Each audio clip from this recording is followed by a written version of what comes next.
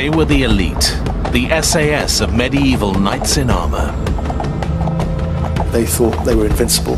They would go in first, they would come out last. Rich. They were effectively multinational corporations. The keepers of holy relics said to have mystical powers. If you touched them, then you had a connection with God. But when the Templar Knights were smashed by the French king, it was a medieval equivalent of a dawn police raid.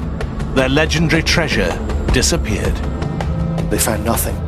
Yet alluring and intriguing clues survive, shrouded in mystery. They were fanatically secretive. From ancient French castles and secret codes to an ingenious pit across the Atlantic. If you try and get the treasure, you'll drown. Could this be the tantalizing trail that leads to the lost treasure of the Knights Templar?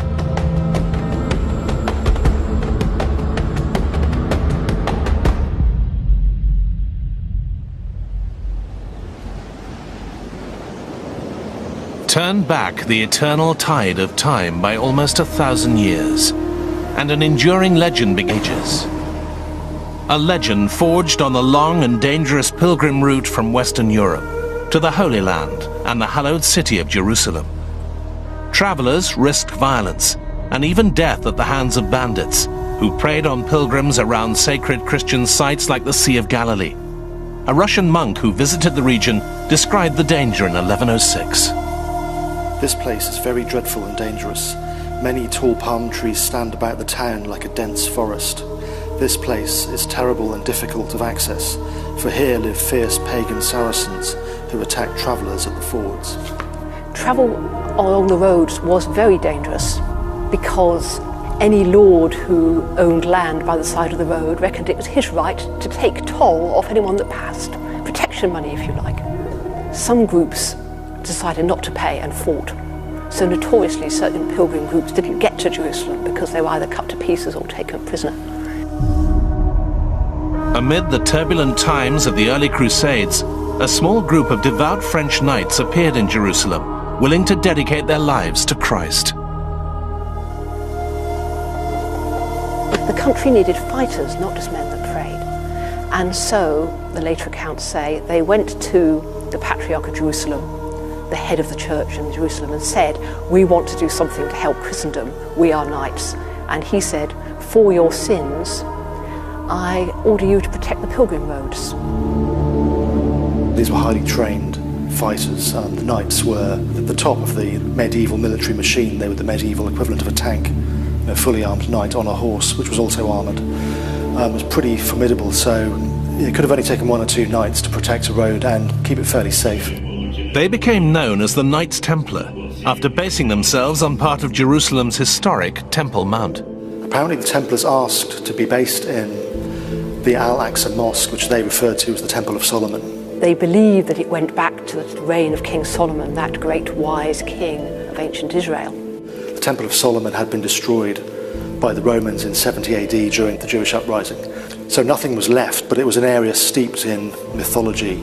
Solomon was famously the wisest of all men. Once called the Poor Knights of Christ, the Templars became rich, enjoying papal privileges, lucrative tax breaks and lavish donations. The Templars became very rich because people in the West heard about what they were doing and thought, great, I want to help. So they gave them money. They left the money in their wills. They gave them land, which raised their income. They even created their own kind of bank and the equivalent of a modern traveller's cheque to protect pilgrims' money. The Templars did develop a system whereby you handed in your money, for example, in Paris, you got a chip that said this money has gone in, you present your chip when you arrive in Acre, and you could have your money back again. The Templars had become rich and influential in cities across Europe. For the pious, envious, cash-strapped French king Philip the Fair, the knights had become a threat, rivals to his authority that had to be eliminated. Philip was determined to destroy the order and would stop at nothing to achieve his ends. The mighty order of knights would be brought down by charges of the most heinous of crimes: heresy.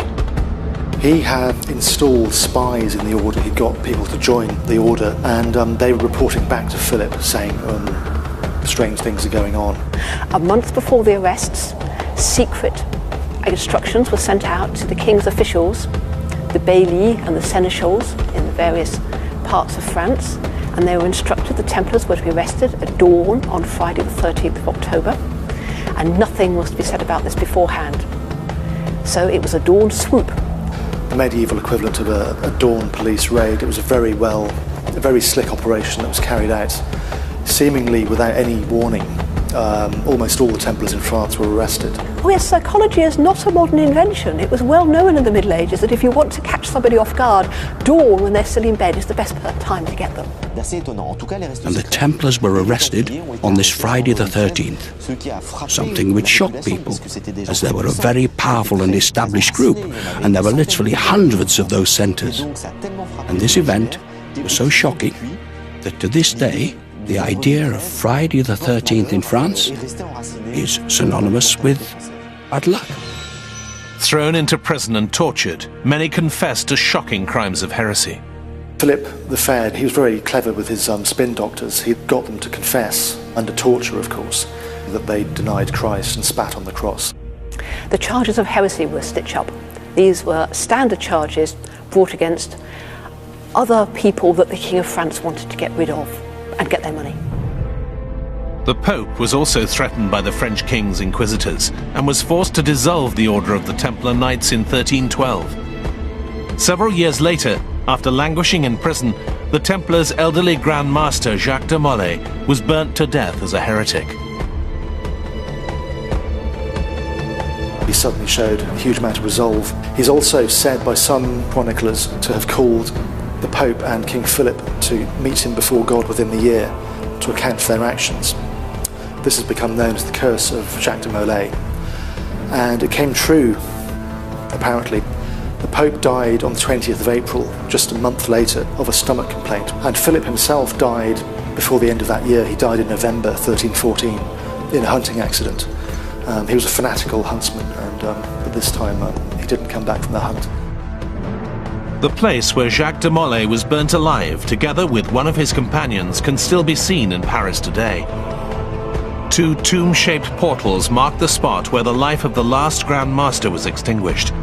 But some 700 years on, the legend of the Templars continues to thrive. Myths that have swirled around them through time tell of fantastic treasures and divine relics found deep in the ruins of Solomon's fabled temple. The idea that the Templars were digging into the Temple Mount is a modern one. Nobody at the time wrote about that. And I think the Templars would have talked about it had they been doing it as well, because they like to advertise their activities as a way of raising money. During some excavations carried out in the 19th century, a tunnel was discovered, which has been dubbed the Templar Tunnel. It's not beyond the realms of possibility that the Templars could have discovered something whilst renovating their part of the temple platform. If they were interested in the legends of King Solomon, one of the stories about Solomon was his fabulous wealth. Apart from his wisdom, he also had a lot of gold. And we know that the treasure of the temple was actually gold and silver and precious stones and so on, which after 70 AD, when the Romans destroyed the temple, went missing. Could such legendary riches, excavated from the heart of the Holy Land, still lie hidden in a secret Templar treasury? Links between the Knights Templar and legendary holy relics have some foundation. Evidence recently uncovered suggests the Templars hid the Shroud of Turin, said to hold an image of the crucified body of Christ. Could the Templars have secretly removed such treasures from the Paris temple before their arrest in 1307? When Philip's men went into the Paris temple on that Friday morning, all they found basically were Templars. They didn't find any treasure troves, no storerooms or chests full of gold. The hunt for the fabled lost treasure of the Knights Templar had begun. According to one alluring tale, a band of French knights escaped before Philip's dawn raid, taking their hoard of treasure west, towards England and a former Templar fortress at Gisors.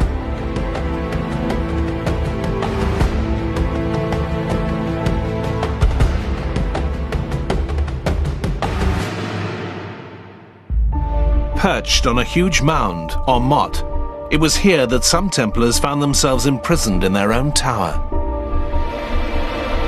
Etched into the walls of the so-called Prisoner's Tower, ancient graffiti can still be seen at Gisors, including enigmatic symbols interpreted by some as clues pointing to the Templars' lost treasure.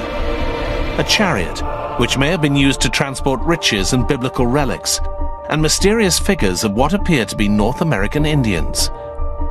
The former Templar stronghold has attracted many visitors through the ages, including a Victor Hugo. But was it the prolific creative artist who wrote Les Miserables who signed his name in the ancient walls? One has to wonder if it was just someone else who engraved Victor Hugo's name. Luckily, we know that Victor Hugo wrote that he really did visit Gisors, and that the site had a profound effect on him. In fact, he details that he carved his name twice at the castle. Victor Hugo was not the only one to be enchanted by the enigmatic Templar castle at Gisors.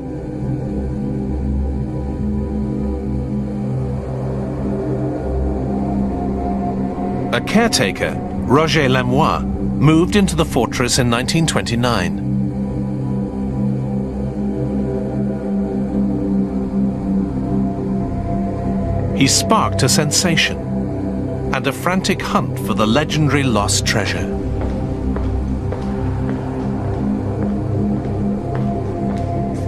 This is where he worked and lived, and he knew the legends told in the area about the treasure which might be a Templar treasure.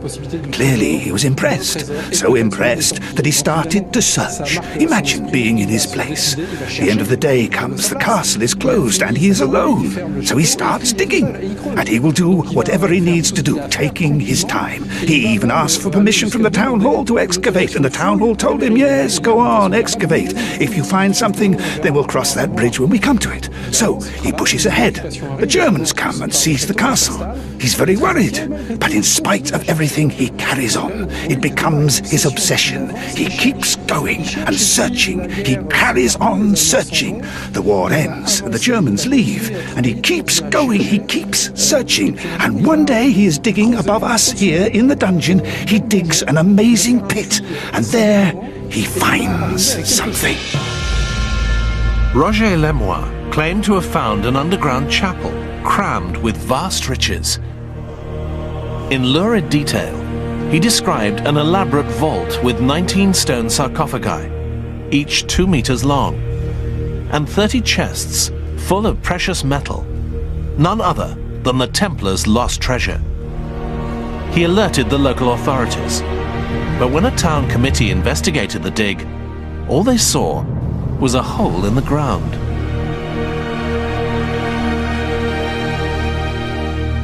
When people arrive to check what he has told them, all they see is a pit that has not been securely supported and which has been constructed in levels. It does not seem stable and looks as though it's going to collapse. 2 people nevertheless try to go down, but come back again quickly for fear of being buried alive. The head of the local fire brigade was one of those who risked their lives to investigate the pit. Once safely back on the surface, he reported a tantalizing clue. One of the things the chief fireman was reported to have said was that he threw a stone in and that he did hear an echo. But at no point did he say that it was an underground room. He just said that he heard an echo, and that is the only testimony that confirms that Lemoine did find a cavity. Despite the fire chief's fascinating report, local authorities ordered that the unstable pit should be filled in as soon as possible. The caretaker, who claimed to have found a vast Templar crypt filled with treasure, was also sacked and expelled from the castle. The pit was filled, but the legend of lost Templar treasure could not be buried. Then, in the 1960s, a popular book sparked renewed interest in the so-called secret chapel. The French culture minister ordered a full-scale excavation. It is highly probable that André Malraux was persuaded of the presence of something within the motte, and he then ordered archaeologists to come and start digging. And in the first instance they agreed, since there was a possibility of finding something. Some searches were made. But very quickly the archaeologists announced that it was not possible for the motte to be hiding an empty cavity. But Malraux insisted very strongly on carrying on the searches, digging, etc. As the archaeologists ran out of money to carry on this task, after a while they decided to stop working on this site. And this is when André Malraux decided to send in the army. The army battled through excavations at the motte for more than a month. At the end of the operation came a curt report. The result was negative. But once again, the legend of the Templars' lost treasure refused to die, despite the lack of any real evidence. The military forces acted as military forces do. So they sealed the perimeter and they dug and evacuated the earth, which is the origin of the theory of trucks carrying off the treasure buried in the mount. The fact that we are forgetting is that they never found a construction. If it existed, they would have found it, but nothing was found. There's no evidence that anything was actually found at Gisors. Stories circulate, but when you look at the stories, they're contradictory. Nothing's actually been produced that says this was found at Gisors. So it's another one of these treasure hunter stories. Intriguing, but when you dig in there, there's nothing there.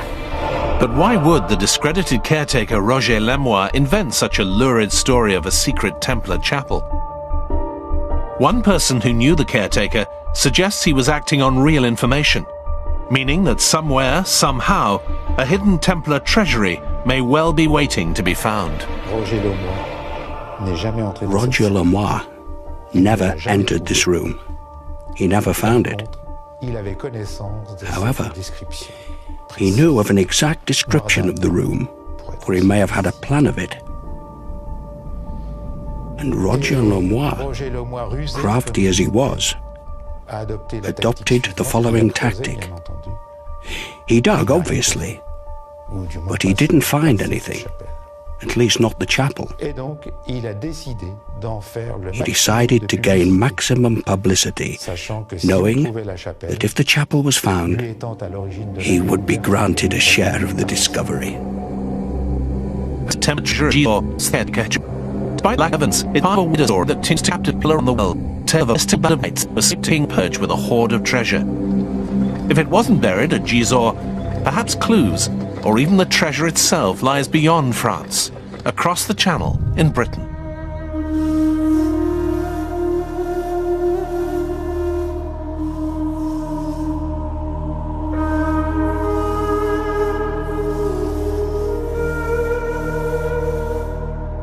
In a historic corner of London, street names, a tube station, and a Templar church still stand as evidence of the Knights' once influential presence in the capital. The design of the Temple Church in London was inspired by the Church of the Holy Sepulchre in Jerusalem.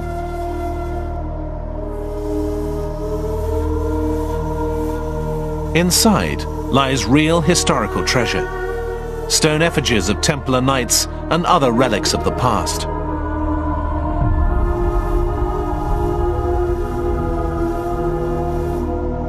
From London, the legendary Templar treasure trail leads to the northwest and an old country family estate, where a collection of Georgian follies appear to contain tantalizing clues.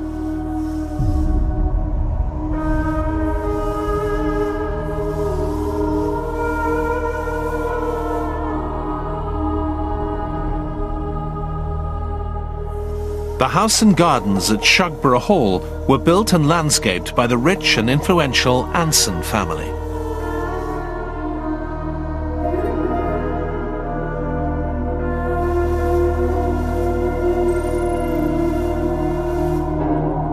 The Anson family date back for a very long time. They were English nobility, English aristocrats, and they were very close to royalty and to the government.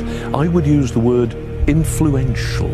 They were very important people who were effective in altering history. The Anson family fortune was amassed by George Anson, a navigator and Royal Navy captain who who attacked Britain's enemies on the high seas.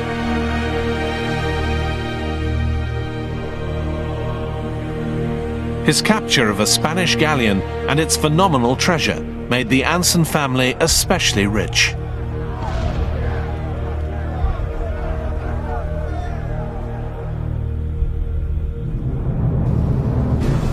After George Anson died, it was his brother Thomas who took over responsibility for the family estate, spending vast amounts of his deceased brother's money.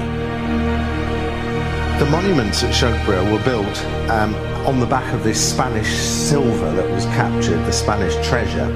And Thomas Anson, the elder brother who lived here, wanted to spend all the money, really wanted to place Shugborough into a national league. He wanted Shugborough to be considered amongst the most important houses of the day. So he used all this money to use the best architects, the best artists, and to completely cover the parkland with these up-to-date, brand new, modern monuments, very different, very unique. Of the 8 monuments scattered across the grounds, one has been linked to the legend of the Templars' lost treasure. It's the so-called Shepherd's Monument, referring to a copied image of the Arcadian shepherds by the French painter Nicolas Poussin. Letters carved into the marble below are seen by some as part of a secret code, linked to an ancient enigma. One of the strangest and most intriguing mysteries about the Shepherd Monument here in Shugborough are the 10 letters underneath the monument itself. There's a D lower than the other 8, with an M at the far end. The alleged cipher that uses these separate letters etched into the Shepherd's Monument has been nicknamed the DM Code. Those who believe it could be the key to an ancient mystery claim that the DM Code was mentioned by the infamous 16th century prophet of doom, Nostradamus. A quatrain in his book Centuries reads, "When the inscription DM is found in the ancient cave revealed by a lamp, Law the king and Prince Ulpian tried, the queen and duke in the pavilion under cover." This could be interpreted as, when the DM Code is decrypted, a very ancient underground place will be found. Then laws, kings and princes will be seriously tried. Could this underground place refer to a secret Templar chapel? The DM Code is a relatively modern invention, yet people have been trying to decipher it for more than 200 years. Perhaps the key that could unlock the DM Code lies beyond the enigmatic gardens of Shugborough Hall. In Paris, where the painting featured on the Shepherd's Monument, Nicolas Poussin's 17th century masterpiece The Arcadian Shepherds, is kept at the Louvre. The painting features 3 shepherds and a woman gathered around a tomb, in a dreamlike landscape representing Arcadia, a kind of ancient Greek paradise on earth. On the tomb, a Latin inscription reads, "Et in Arcadia ego," which could be translated as, "I too am in Arcadia." But there is another entirely unorthodox translation. The Latin phrase can also be read as an anagram, "Aitego arcane Dei," which means, "I keep God's secrets." The shepherd's hands have also been seen as lying in an unnatural and uncomfortable position. Was the artist trying to convey some sort of hidden message?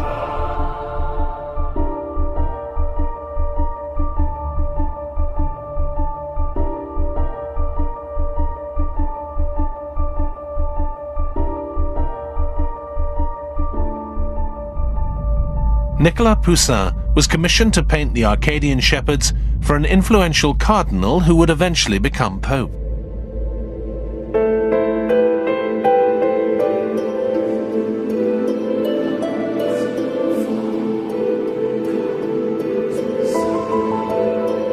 It wasn't only the painting, but the artist himself who seemed to attract the attention of influential figures. The King of France was interested in Nicolas Poussin. and a letter between mutual friends of both men seems to suggest that the painter held the key to some fantastic secret.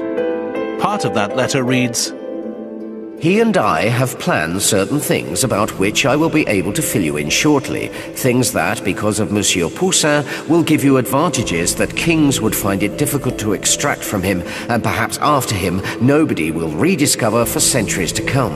And these are things so difficult to search for that nothing on earth could be of better fortune, and this cannot be equaled." What were these secrets that could give such fantastic advantage to their holder that nobody on earth would be able to gain it again for centuries to come?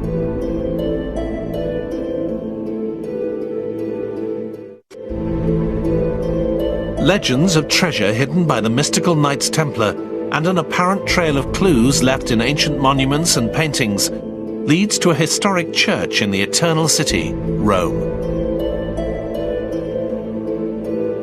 The Church of San Lorenzo in Lucina was erected on ruins linked to an ancient Christian cult. Curious relics include a small door which opens to reveal a throne, used exclusively by the Pope during Privy Council meetings, and a monument dedicated to the French painter Nicolas Poussin. Beneath his bust is another engraved replica of his famous painting, The Arcadian Shepherds. It's this mysterious picture that was chosen to honor his memory above hundreds of other works.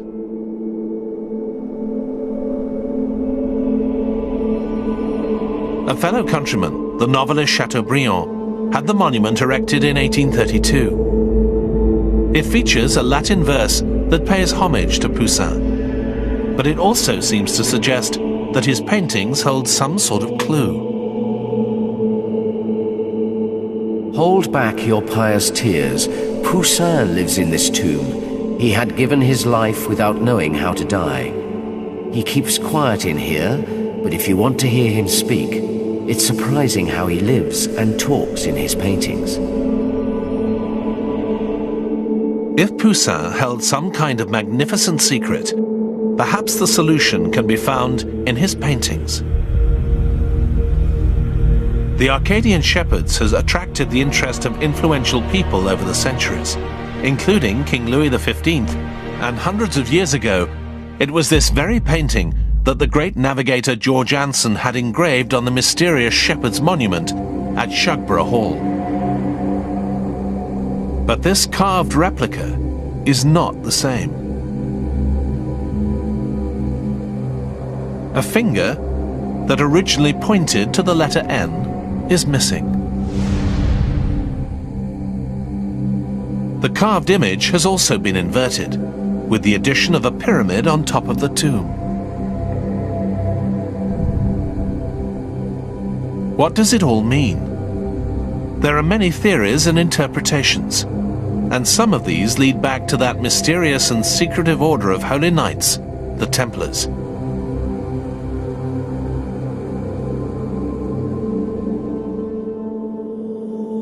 Some say the carving represents the tomb of Christ, the shepherdess Mary Magdalene, and the bearded shepherd, a Templar knight.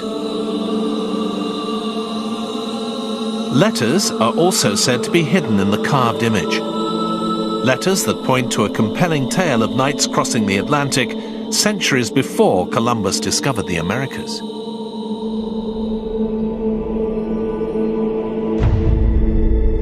According to this theory, letters on the monument can be decoded to read the name of the Canadian province, Nova Scotia.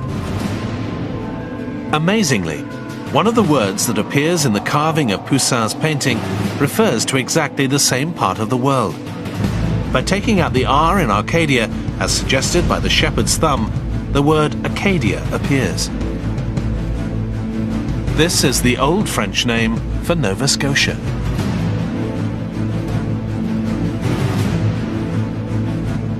But what links the Knights Templar and their legendary lost treasure to a far-off shore across the Atlantic in Canada? The trail of these elusive knights and fabled riches found in the heart of the Holy Land now moves to the North American continent.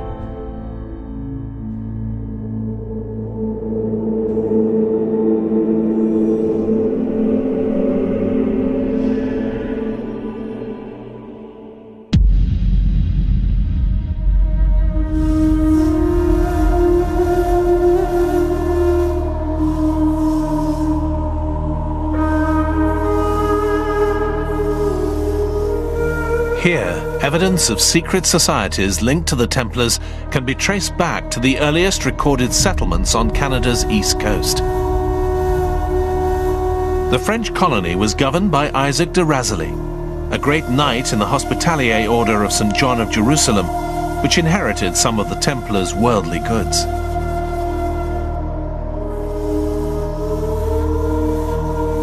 A descendant of those early settlers, Yoel Doucet, has tried to find the origin of the French name Acadia. We're not sure of the origin. In 1524, an explorer called Verrazano named the region surrounding Philadelphia Arcadia, a paradise on earth according to Greek mythology. And some people think that when the maps were copied, the region was moved higher on the map. But later, in Arcadia, they dropped the R to make Acadia. We're not 100% sure.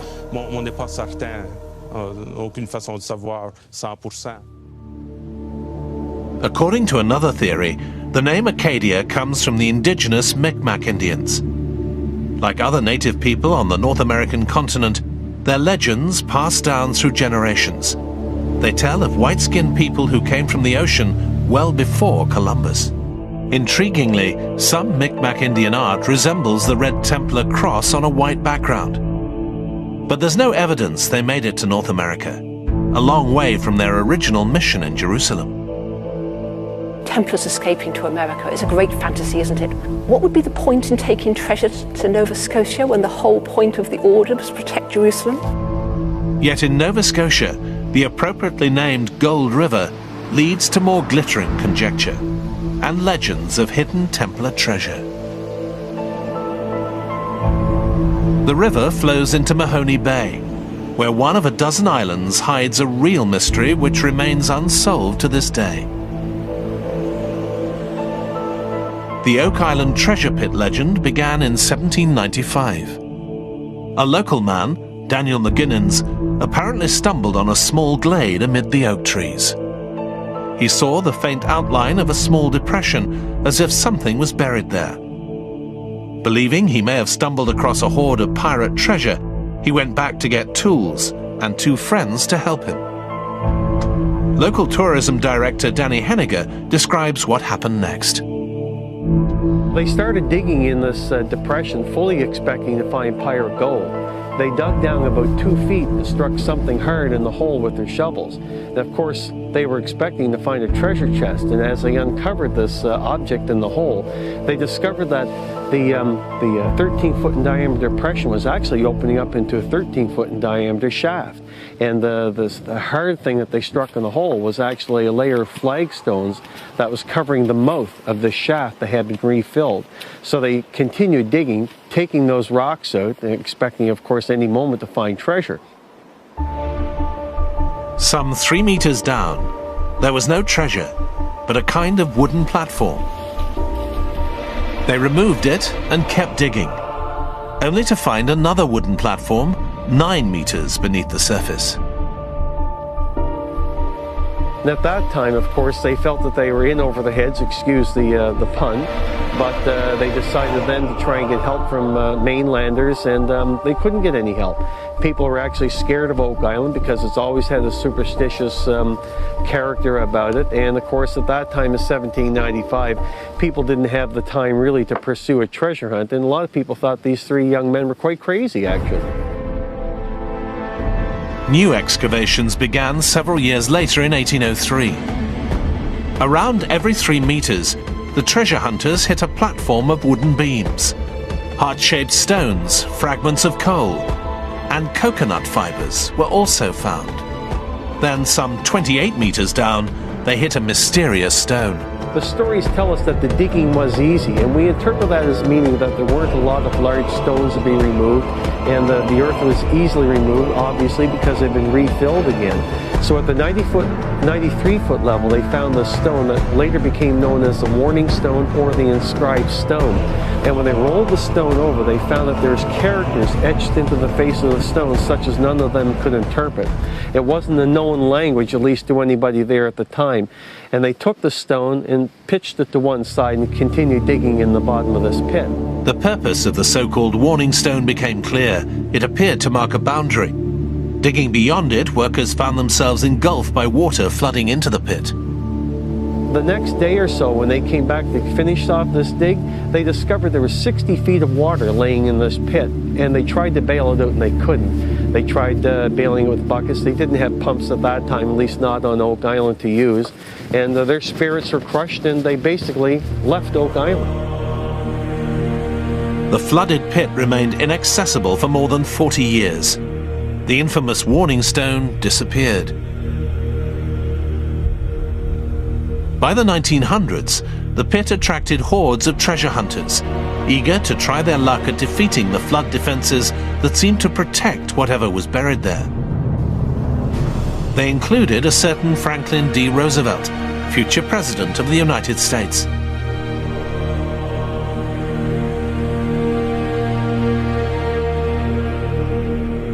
No treasure has been found, but evidence has been uncovered of an ingenious tidal flood trap.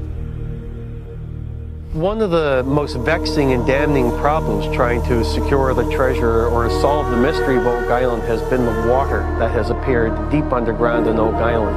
At first, of course, people thought it was natural water inclusion until they discovered it was salt water. And not only was it salt water, but it rose and fell with the tide. So they knew there must be a connection between the money pit, where they were digging for the treasure, and the ocean. And they went to what was then the most obvious location, 520 feet away in a place called Smith's Cove. So as they're walking across the beach, when the tide went out, they noticed the water was gushing from the beach, from the sand, as if it was being squeezed from a giant sponge. They noticed that was a very unusual trait to find in any beach, so they started to do some excavation. And when they were finished, they had excavated over 145 feet of the beach surface, 5 feet deep, and they discovered, buried under layers of sand and gravel and stones, eelgrass, and so much coconut fiber.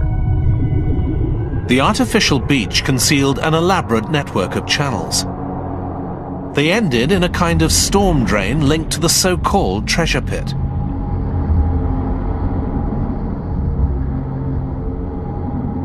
It is felt by many people that this is a structure that was artificially buried in the ground by the depositors with the intention of securing the money pit so that if you didn't know the way to get into it, you'd be stopped by the flow of the Atlantic Ocean. And it's worked very, very well.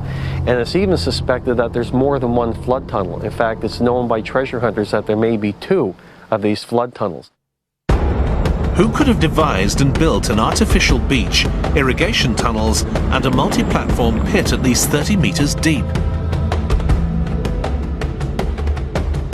Although Oak Island is mired in mystery, there have been some real fascinating finds, including an enigmatic piece of parchment that lay hidden under almost 50 meters of soil and stones.